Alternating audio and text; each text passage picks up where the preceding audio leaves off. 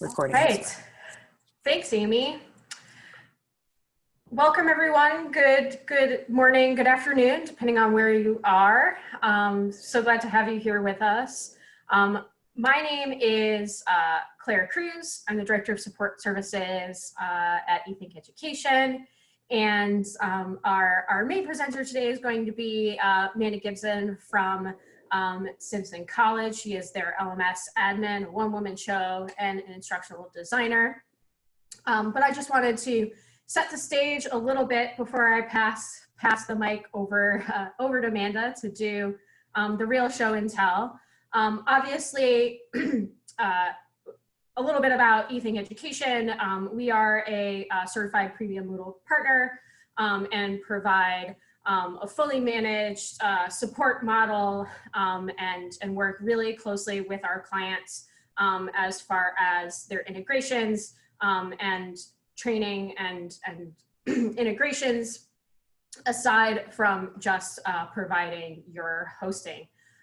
So with that background, today's presentation is about the transition to that schools found themselves faced with in the early spring with dealing with the rapid transition that was necessary to get classes transferred online when closures related to COVID started happening.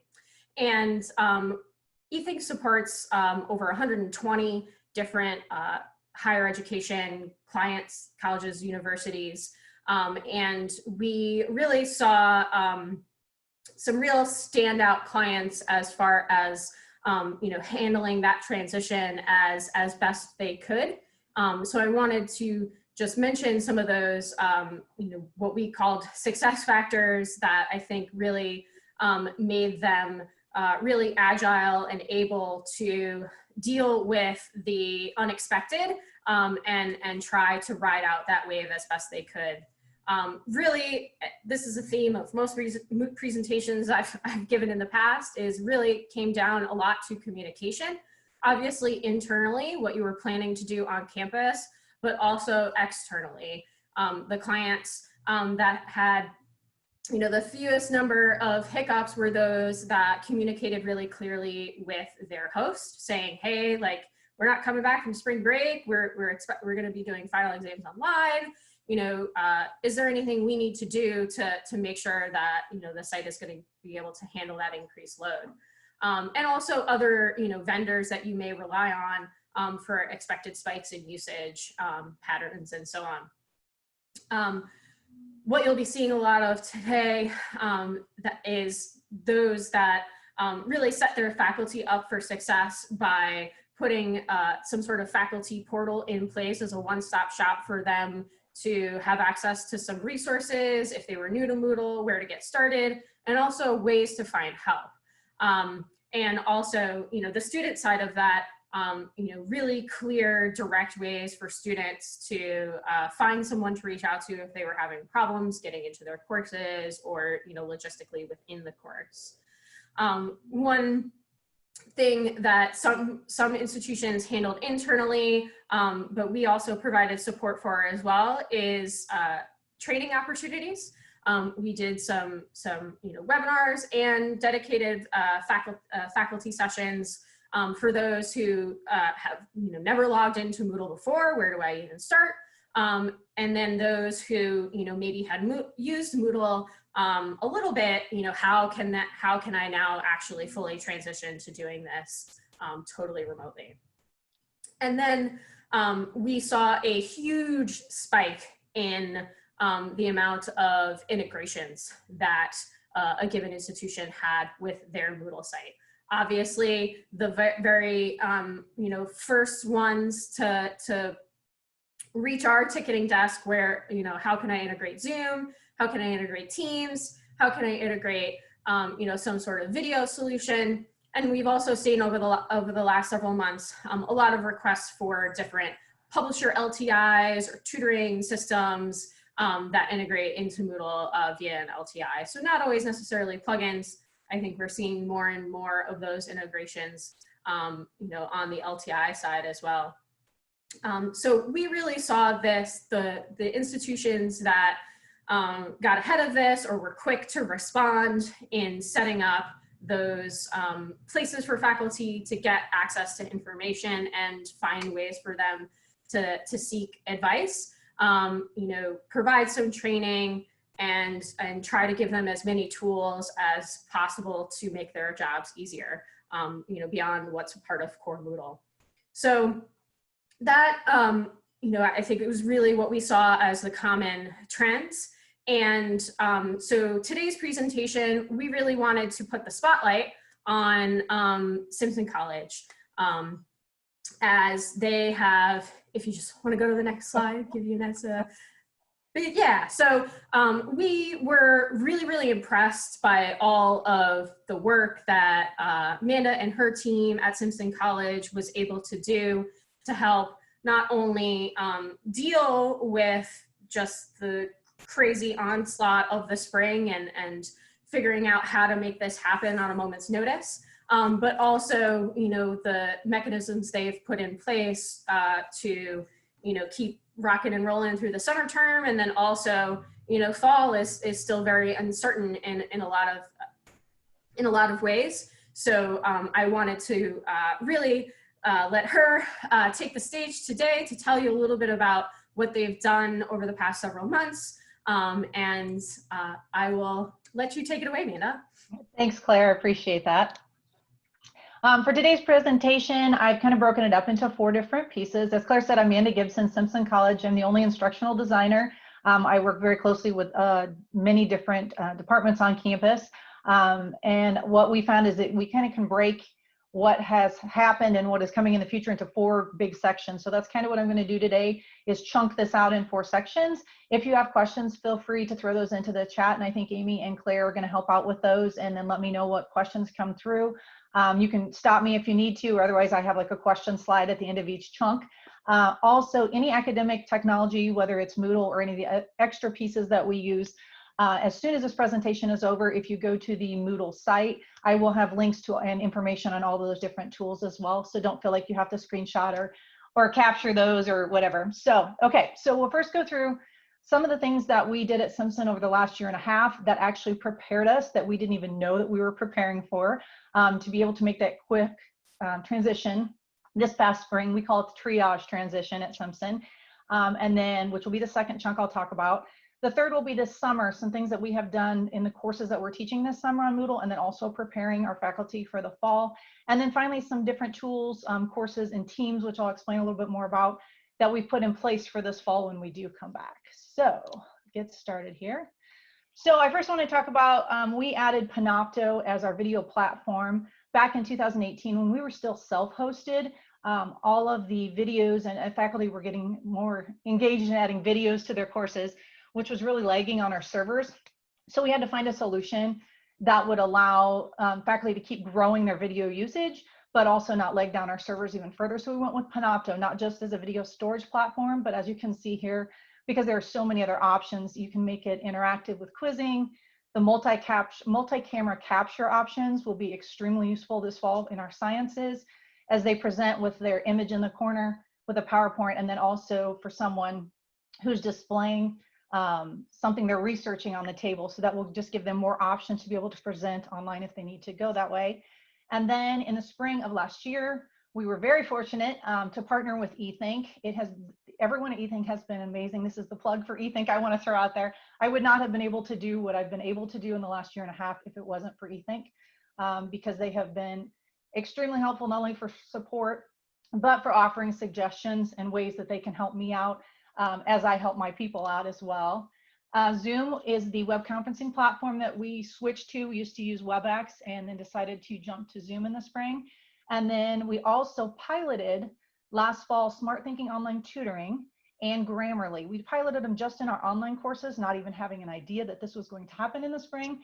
But because of that pilot last fall, it enabled us to break this all out for all of our campus this spring. And like there's another note down here as well, that collaboration with eThink, with adding LTIs, integrating links for Smart Thinking Online Tutoring, and allowing all these products to be 1 or 2 clicks for all of our users, whether it be our faculty or our students, proved to be help us be more successful this past spring. Next, we have all these new tools, and I'm a tool junkie, which is probably what everybody is here. You know, you do your tech tools, but then getting that information out to your people, to the faculty, to the students, to the employees is very important, because a lot of times they won't take the time or don't have the time to dig in and figure things out themselves. So with every new major tool that we brought out, as you can see here, I have Panopto. It's kind of smaller, but I have Panopto, Zoom, Smart Thinking, and then under our pictures over here possibly is Grammarly. I created an internal web page that just provided information and then quick links, kind of like even a level 1 support how-to, so that anytime I would get questions this past spring, I was able to just link to these web pages. There were also, because instructions for students and faculty and staff might be a little bit different, we created separate web pages, as you can see at the bottom. Some of the students had their own quick access to resources, and then the faculty and staff had that as well. So now we had all of those in place, but this was one of the biggest things that we did, I think, at the beginning, is in the Fordson theme, you have an option for what's called the course blocks. If you notice up in the right-hand corner of this image right here, this little red button is to the course blocks. We call the course blocks curtain. We wanted to find a way so that the students and the faculty or staff didn't have to try to find on the web page or do a search or try to just have a way to get to quick resources quickly. So what we decided to do is use the HTML blocks within Moodle and create our own quick access links. And so this is the course blocks curtain. If you'll notice up here on the left-hand side, all of those links are login access to some of our different major platforms. Below that is the Smart Thinking online tutoring link. That is something we recently added just because we knew when we moved to the online transition that many of the students would need access to that quickly, and we knew if they had to hunt for it, they wouldn't use it. And then the bottom block on the left-hand side named with support, those are just quick links. We have a special email that we set up for all academic technology. It's a Moodle at simpson.edu, but that email then, it comes to one central location, which is me, and then I filter that out to others based on what information they need. It just is more of a one-stop shop for our students and faculty. Then on the right-hand side here, these are just links to some of those web pages to help faculty and students. And down below, we have the support on the left-hand side, or the login links. But on the lower right-hand side over here is our training and tutorials. Those are the links to those web pages I showed you on the previous slide. That way we have the resources in place, but we needed a quick way. I'm in a class and I want to be able to find out how to use Grammarly, or I want to use Smart Thinking. You don't have to go hunt for it. It's just a one quick click and it takes you directly out to that web page. That also enabled us to only update one spot at a time. If I always update that web page, it allowed me the opportunity to just update that one spot, and I knew it was always up-to-date information. Then another process that we started last fall, I actually started also in just the continuing graduate and online courses. We utilize or added in the IntelliBoard platform to grab our Moodle data. And if you aren't familiar with IntelliBoards, it takes the data that is already in Moodle and it creates a very long list of very nice reports that you can use. So we worked with IntelliBoards, and then I also work with my IT department to be able to take that data and then reintegrate it by SFTP transfer back into our databases on campus, because then we could add additional database information into that. And we use it as a retention initiative, because if a student hasn't logged in 7 days, probably need to reach out and find out, if they need help, are they struggling, is it technology, or just for a retention initiative.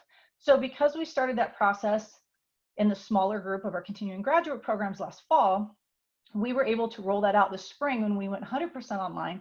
We rolled that out and I was able to use that exact same report and just increase the number of courses that we were looking at, so that it allowed advisors to be able to help more students in a bigger capacity. So that was our first chunk. Do we have any questions that I can answer for you on that first chunk? So if you have a question, you can feel free to unmute yourself or you can pop it into the chat. Give everybody just a second here. If you don't, that's okay. Okay, well, I'll keep going, but if something comes up, just let me know. Okay, so next, this is the spring transition. So we had all these software pieces in place, but now how did we use them in the spring? So week before spring break, I just had a pretty good idea, a pretty good feeling that this was going to happen, that we were going to go online as a campus. And I knew I couldn't do it by myself. So I needed to reach out to those people that I knew already had the knowledge and that would be willing to help me. So I have a few faculty that I work with regularly that really push me to learn things so that I can help them learn things. And I immediately reached out to those faculty, which you'll see some of them on the pictures here at the right side of the screen. And then after I grabbed about 6 or 7 of them, I just reach out and ask, I said, I need help. I need level 1 support. I just don't think I could do this on my own. There's 24 hours in a day and I can't do it on my own. And I actually had some faculty emailing me saying, what do you want me to do? What do you want me to help with? So I ended up then reaching out to department chairs who also sent individuals to me, and we created this list. And this was our academic support peer mentor team. There's also an associate dean on this list, our academic dean of continuing graduate and online, and our director of our writing center.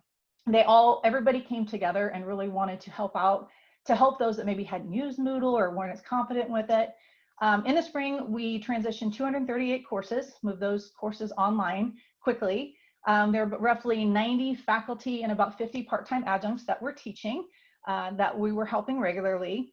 And then the academic technology or academic tech knowledge of those, some of our users are very strong users. And like I say, they push me to learn more so that I can help them with new tools and new ideas. And then we have the others that I don't know that they had ever really logged into Moodle. So we had to make sure that we had resources and support for all the different levels of technology use. So I asked my team on the first spring break week, because Simpson had 2 spring break weeks. On the first spring break week, I asked if there were a few of them that wouldn't mind coming into my office, where there's a few different offices, but I was the only one in there at that time. And could they help with drop-in support?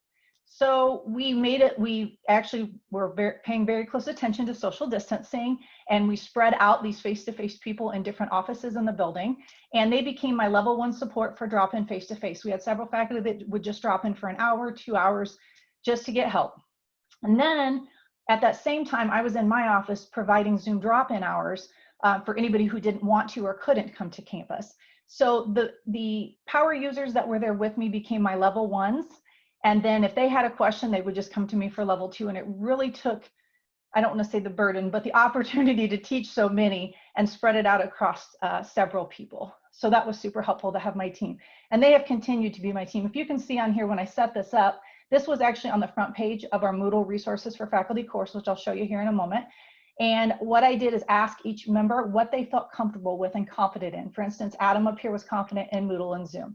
I wanted to make sure that if you were a faculty member and you had a specific question of a specific software, you know where to go. You didn't have to be bounced around. I was trying to make it as user-friendly as possible. So the week before spring break started, and when I had this feeling this was going to happen, I knew we had to have a place to throw together just-in-time resources for our faculty, even though they had maybe been to a seminar or something previously, to be able to learn about these different tools. Until you need them, you're really not going to dive in and really gain that knowledge. So I knew that I needed a place just to remind people or to help people know what was available. So I threw together this course here. It has my contact information, and our director of faculty development was on here as well. And just basic things like course settings. How do I move something from one tab to another? How do I change the course header image? We have a lot of faculty who want to really personalize their courses.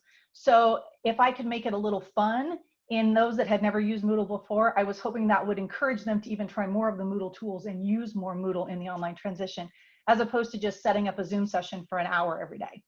So we started out with some of the fun and the basics, went to content where that in this tab, it would talk about how to use a page, how to use a list, how to create a lesson, how to create a book. So there were different levels, basic pages and labels for those that had never used Moodle before, but those that had and wanted to maybe level up a little bit, we threw the lessons and the books in there. It was very important that we didn't try to throw it all at everybody at the same time, because then they would become overwhelmed and wouldn't use any of it. So it was kind of a meeting someone where they were at each spot, and then figuring out how to take their content and move it online. We talked about forums as a way to interact with your students. Several of our faculty went with the Moodle forums, others linked to Slack. I'm a new Slack user myself. I just actually added Slack with this conference. I'm interested to learn more about it.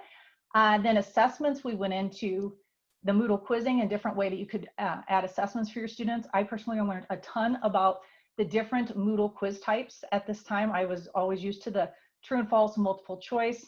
And it became evident in working with some of my sciences and my sports science groups that that wasn't going to cut it, that they wanted more. So we went into more of the embedded close option, quiz question options. We embedded video within there. And they really pushed me to learn. And so it was a great experience for them as well. And I heard several faculty who had never had online testing before even say, I think this fall, even if we are face-to-face, I might add some of these because they worked out very smoothly. Another was communication, which was very important that we talked about on how they need to communicate differently in an online environment than face-to-face. And then as you can see, just some of these others here are the other basic software programs that we had. A tab I do want to bring attention to here is the basics tab. Many of these faculty had not only not taught online, but had never been in an online course as well. So we kind of want to give them an idea of what they should have even in their Moodle course. So at Simpson, we follow the SUNY Code Oscar rubric. And of course, you couldn't take all of that and throw it at faculty. So we just took some basics on what they need to be successful in that triage transition. And we added some notes in that tab that just said, okay, on your welcome page, you need your contact information, you need your office hours, just to kind of give them a template and a feel for what we could help them be successful with. There were even a few faculty that, because they weren't super Moodle users, that would reach out and say, hey, will you just help me set this up? So we worked with our faculty quite a bit in one-on-one situations so that they felt confident and could be successful, and they could transfer that to the students. Then following here, we have May term at Simpson, where our second semester ends at the end of April. And then we have the 1 month May term. Well, we knew because faculty had a little more time to get ready for that, we actually took that basics and we kind of leveled that up a little bit and said, okay, now that you've done this and you know how to do it, let's do a little bit more. So we're just trying to bring people forward as we could through the spring semester. And then there were just some different resources for teaching online that faculty had given to us. So we felt it was important to then share out to the entire faculty community what their peers were referencing as well. The faculty meeting committee came to me and asked if there was any way, now that they're having their full faculty meetings on Zoom, how are they going to vote? What are they going to do? I mean, they don't have a way to do it. Normally they did it by paper or by raising hand. You can't really do that in Zoom. So we worked together and they created a faculty meeting voting site in Moodle, and they used the Moodle choice tool. So they would be in the meeting, everyone would have Zoom in one window and they would have Moodle in the other. The individual running the Moodle site would open it. They would talk about what needed to be voting on. They would open it up. Everybody would answer, and then they would close it.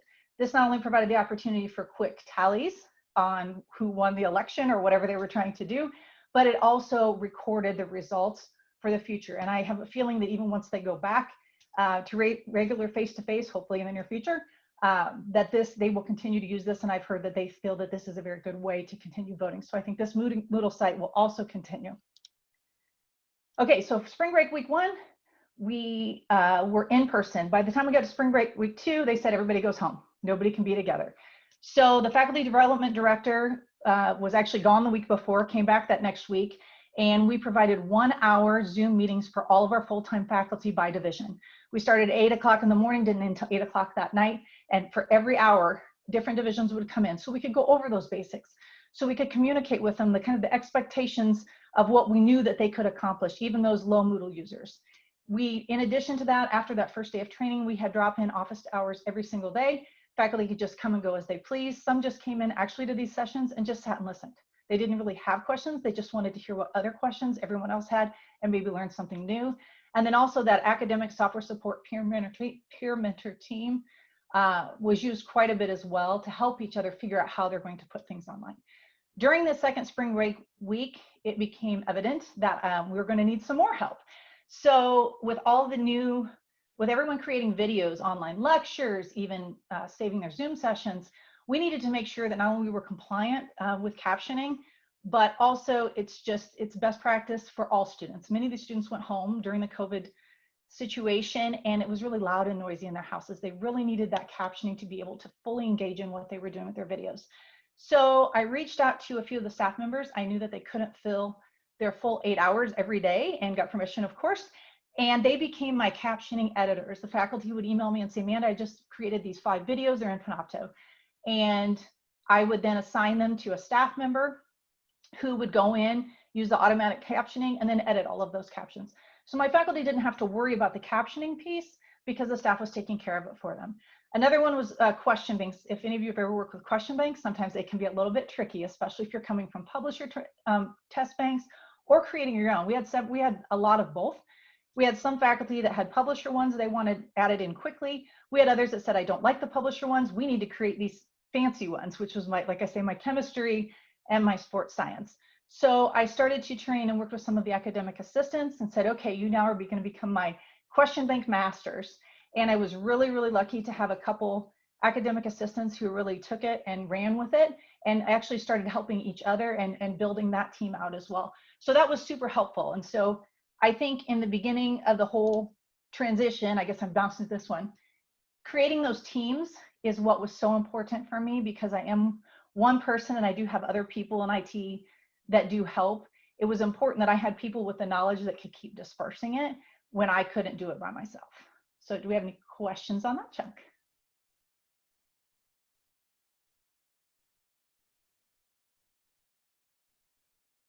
None yet? Okay, we'll keep rolling here. I'm gonna take a quick drink. Okay, so this summer, we have what's called the SOFA program. It's Simpson Online Faculty Academy. It's an 8-week online course where the faculty member becomes the online student. It was started back in 2018, and we average 10 to 15 participants when it's run once a year. Well, this past summer, we actually opened that up, and it's normally just our adjuncts teaching in our online program that take this course to help them build high quality online courses. However, this summer, knowing that we didn't know what the fall had in store, we opened it up to all of our faculty. We currently have 3 cohorts of 50 faculty participants. I'm teaching 2 of those, and our faculty development coordinator is teaching, or director is teaching the other one. And probably 2/3 of the faculty, I believe, in there are full-time faculty who just wanted to be prepared for this fall. So as you can see on the far right-hand side of the screen, those are the different things that we go through each week. We really do build from the bottom up, talking about learning objectives, then assessments, then we talk about building that community and the introductions, which a lot of times is lost in the online environment. We teach our faculty about basic Moodle content, and that includes your lessons and your pages, so that we're meeting those that are just doing the basic pages, all the way up to those who are like, ooh, how do I do that lesson? That's really cool, how you can make it interactive and a kind of a choose your own adventure opportunity. Then we go into video content. We have, of course, Panopto and Zoom that we use for recorders, but we also use VideoScribe whiteboard animation software. Right now that is housed in instructional design, and we work directly with the faculty to create those. But we recently acquired a couple more licenses so they can start creating their own, as we think the requests will get much larger this fall. And then, of course, in week 6, which becomes really fun for me, is when we dive into the interactive content, which is your Poodle, and I'll talk about that here in a little bit, as an H5P that allows the faculty to then not only level up, but it's fun. And again, I try to add in as much fun as I can, because I think if they're having fun doing it, they're more willing to try it and become more confident. Finally, week 7, which is the week we're in right now in SOFA, is feedback in the Moodle gradebook, because it is very important. It surprises me that not as many know how to build categories and how to make your gradebook look user-friendly for your students. So we work a lot through that. And then finally in week 8, which will be next week for us, we actually take the Oscar rubric that I use as the instructional designer to look over brand new online courses, and I help them go through what they have created in the SOFA course, just to ensure that they have a high quality course in the making. So if they're starting to build out for this fall, not knowing what's going to happen, at least they have some solid groundwork below them to know what they should use. Okay. And then we have our Upward Bound program on Simpson's campus, and normally they are an in-person, all summer long, bring all the high school students to campus program. This year they came to me and said, Amanda, what are we going to do? In the past, I've just done short sessions where I've taught golf or dancing or something fun to Upward Bound, and they said, now we need your brain, what can we do? And so I was able to help them set up a Moodle Cloud mini class, and they have been able now to have all of their courses are being housed in this.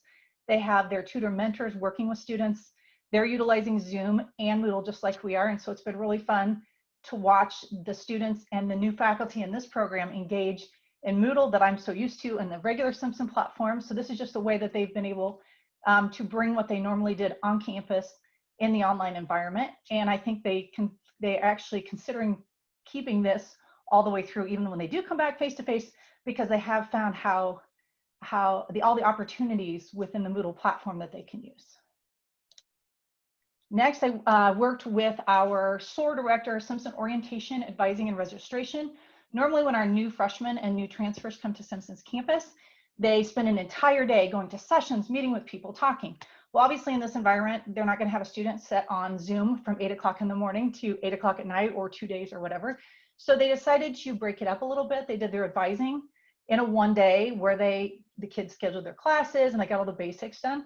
But then they reached out to me and said, all right, now we want to do something that's over the month of July, that the students can now go in and learn about all these different tools and different things that they need to know.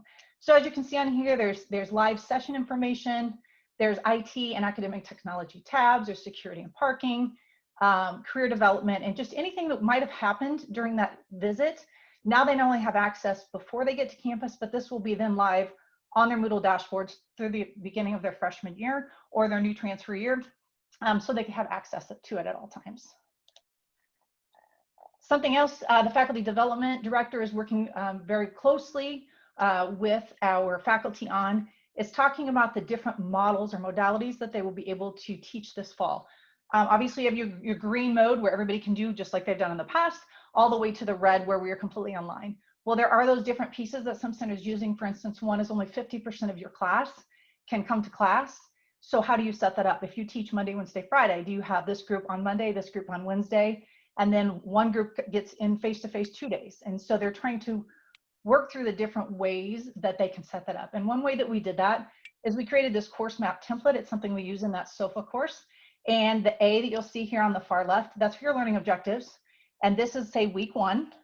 And this is Monday through Friday. And then down here are your assessments and then the content you'll take in the middle. While we use this to build out our fully online courses, this has come in very handy for many of our full semester courses because faculty are able to kind of map out what their days will look like and then how they're going to position. Will they have this many students at this time, this many students at that time? And if you look up here, this is one of the pages from one of our faculty who I think she's done a great job at saying, here's her group A, B, and C. They'll be face-to-face on Monday. Well, the group D and F, they're going to just do an online activity. Then up here on Wednesday, that they will switch. The online activity is here, and this is the face-to-face. Now, of course, if that goes to fully online, it might shift a little bit, but we know starting out our fall semester that she's going to have these options available. She also used this, I don't know if you've seen this table format before.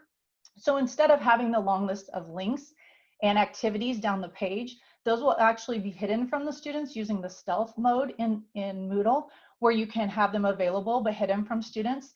And this will just help students stay on task better based on the day that's listed in the grid, as opposed to them having to look down the page and try to figure out what they need to do. Something else we added within the SOFA platform or the SOFA program this summer is we provided Moodle sandboxes to all of our faculty who are in SOFA. And what I have found from faculty feedback is that they are very excited about the opportunity to be able to just play and do things kind of like what we've done with this, what they've done with the Moodle conference here about having your sandbox to play with it. But I find that they're very hesitant to do anything in their primary course. I think they're going to break it. But if I give them the sandbox to just do whatever they like, it seems to build their confidence more, and they're more apt to use more Moodle tools if we give them those options. Questions on that chunk?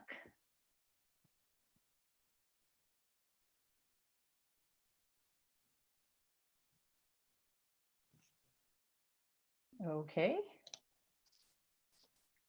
And finally, for this fall, we are taking the idea that Moodle Resources for Faculty course that we threw together in the spring that provided those different quick just-in-time resources.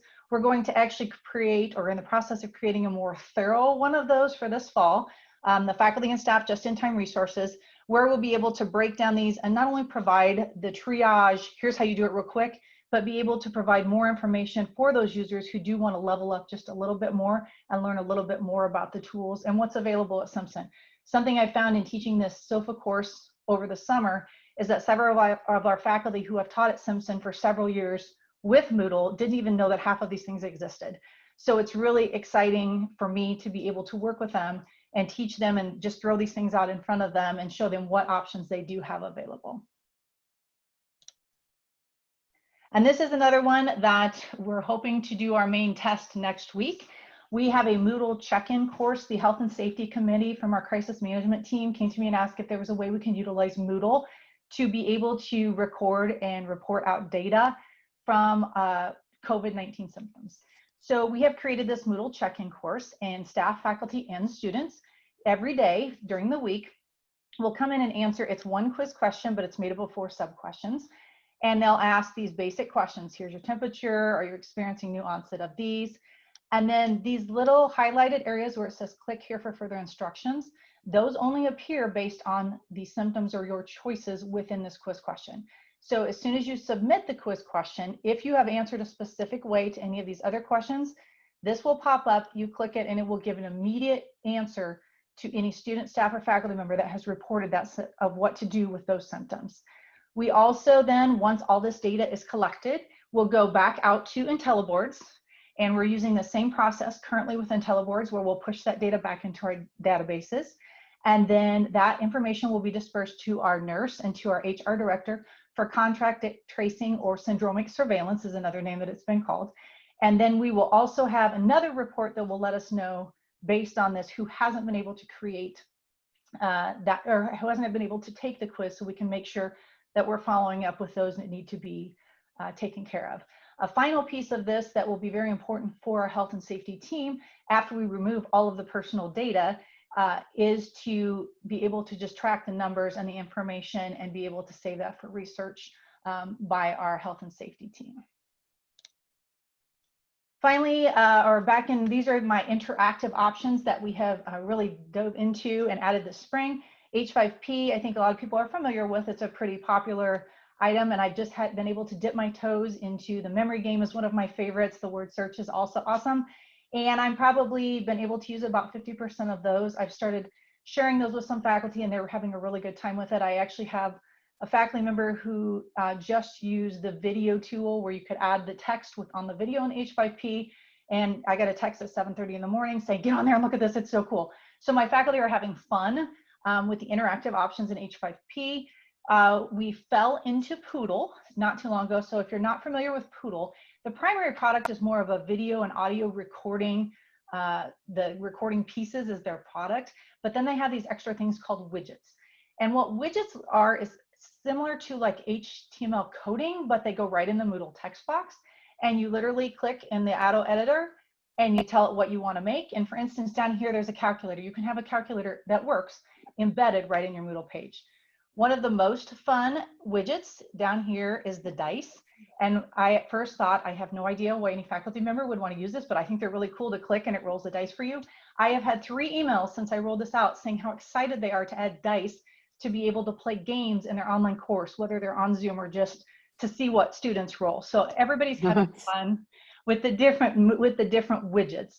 What I have done too is I have a page that shows all the widgets on it, that once we're done here today, if you go to the Moodle site, you'll be able to click on it and you see all the different widgets that are available within the Moodle product.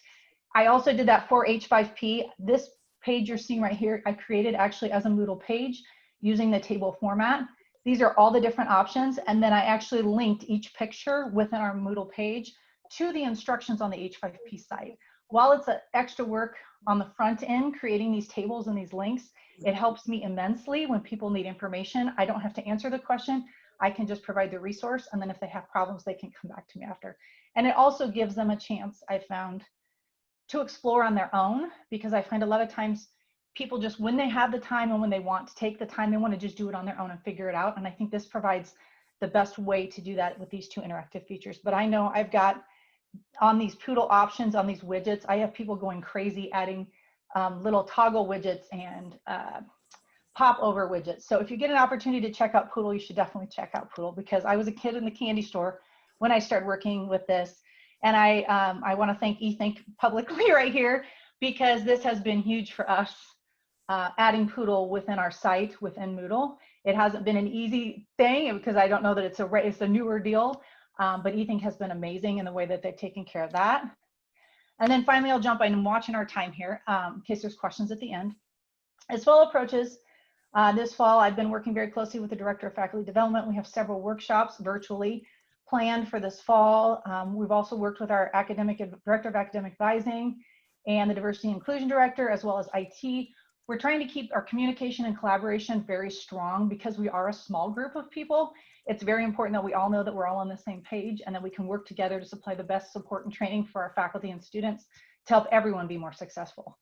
Moodle question banks, I still plan on accessing my academic assistance talents, and I know they're ready to go and ready to help with that. My captioning team will have to change this fall as those staff members come back to campus more in a full-time role. They won't have the time anymore, but I am lucky to be able to employ a graduate assistant this fall to help me with that. And then my work study students, she will help me manage them as well. And then I have, similar to all those pictures and my peer mentor team, we have reached out to some more faculty, and this will be from each division. We now have a level 1 support team. They will be able to answer questions similar to what you see here above. How do I import content? How do I create a lesson? Some of those basic questions that I get quite a bit, I am now empowering this group, giving them as much information and quick links as possible so that they can become my level 1 people to help me support the rest of campus, and we can just keep working together and learning together. Questions? We have a question in the chat that says, you have some really great resources for your faculty to find help or information for using Moodle in their classroom. Did you find resistance in using the technology before COVID? If so, how did you resolve this and have the faculty embrace the technology instead of fear it now? Okay, so I've learned the rule, the meeting someone where they're at. If I was trying to present something to a faculty member prior to COVID and I could tell right away that they just weren't interested, I actually dug a little deeper to find out why. Was it because they didn't like technology? Was it because they weren't confident? Is it because they were scared? What was the reason? Because then if I could find that it was something that I could actually help them work through, if it's a confidence, I build them a sandbox and I let them play. If it was a fear, then I would do things with them. Instead of saying, here's the instructions, go do it, we would get on a virtual session or I'd go sit in their office and help them. And then there was those that just, you are correct, that just resisted altogether. Then we hit the triage transition this spring, and some of them had their moments where I have to do this. Well, I think they knew they had to do it, but they were still scared. There was still the fear. There was still the outside pressures coming in. So the best that I could do to make them feel confident and comfortable and provide the support at all times. I mean, I was available pretty much from sun up to after sundown at night. So when they were working on something at 9:30 at night and they couldn't get in, and I knew what would happen is they would just give up. I knew that it was very important to have that support when they needed it. And then if I could build little bits of confidence, then they would grow further. There are still a few that I work with that it is not their favorite. Technology is not their favorite. But a few of them I have found with the tools such as Poodle and H5P, some of the fun things, even if it's spinning dice on the screen, what I have found is if I can find a way to make what they do fun, then they will be more in tune or more inspired to be able to use more. I have a faculty member who would normally put, the technology is always broken. I mean, that was just the way he usually thinks, it just never works. So I've been able to work with him this summer, and we've actually been able to get on several times together on Zoom, and I've been able to show him, oh, try this. Oh, try this. Well, click here. And I let him drive on the screen while I just talk him through it, and I explain all the pieces and why it works this way. And he is now probably loving some of these things more than some others. It's just finding a way to meet everybody where they're at and finding out why they don't want to use it. I hope that answers the question. She said, thank you. Yeah, that was great. Any other questions? Feel free to unmute if you have something you'd like to ask Amanda. I'll jump in. This is Brian over from eThink. Amanda, that was incredible. That was one of the best client presentations I've ever seen. Thank you. Really impressed with your ability to explain so many different things so quickly and cover so much information. Real curious about your experiences with smart thinking. What percentage of users are using that? I know it's a pretty powerful platform, but just curious your experiences there with both the integration, is it just one department? Is it everyone? What's that general experience been like? Because I know coaching and mentoring is something that, sort of the tutoring aspect that a lot of our clients are very interested in. Yep. So smart thinking isn't used as much as we'd like it to be right now, but I think that's because when we were just piloting it in the fall, those faculty used it quite a bit, which was a small number. And when we brought it out in the spring, there was just so many things thrown at everybody at the same time. They just didn't know which way to go. They just grabbed onto what they knew. I do know in our sciences, they have really pushed the smart thinking chat option for their students, especially in our chemistry and lower level biology. I know they really pushed using the actual 24/7 chat tutoring. It has also been used. I had actually one of my work study students who shared her experience with me that she didn't understand a concept in one of her sports science classes. So she actually jumped on with the tutor, and an hour and a half later came back out to let me know that not only did the tutor answer her question, but she learned something new, and she was excited to take that then back to the faculty member. Something I can give you even from a personal experience as a student, during my master's program with CSU Global, I utilized smart thinking for the writing purposes, and our Center for Academic Resources at Simpson really pushes the writing resources pretty heavily to our students that just need a little extra. And from a student perspective, using the writing during my master's program, they were extremely helpful in guiding me in ways to enhance my written work. I do think smart thinking will be much more popular this fall, just because in the spring, I think everybody was more concerned about treading water and staying afloat. And I think this fall, people have settled down a little bit, and now they'll be able to really reach out to those resources and push students to those resources as well.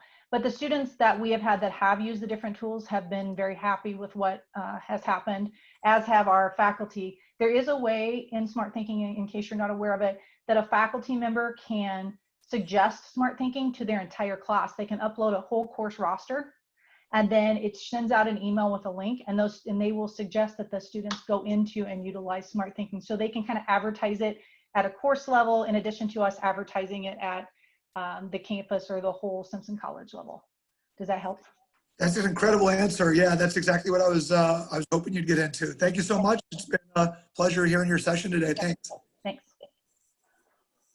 All right, so we have just about 3 minutes left. So if there's any last questions, make sure you either put those in the chat box or unmute and ask them. And I'll go ahead and bounce.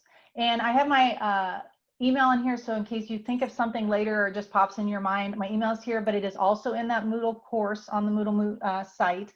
So I will open that up as soon as we're done here, and you can just send me an email anytime. I love to collaborate, so if you saw something and actually you have a great idea that bounces off of that, I am all about collaboration and learning new things. So please feel free to reach out at any time. I'll just bounce this to our last slide here.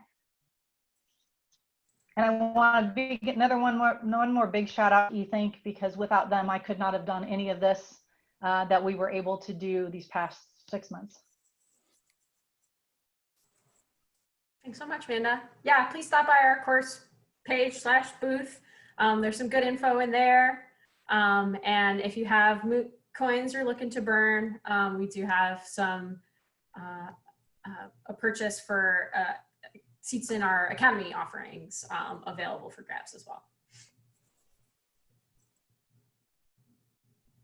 All right, well, I'm going to stop the recording now. The recording will be available in Amanda's course area on Moodle within the next 24 hours. I'll post the link there. Thank you everyone for stopping in and viewing the presentation. I appreciate it. And thank you, Amy and Claire too.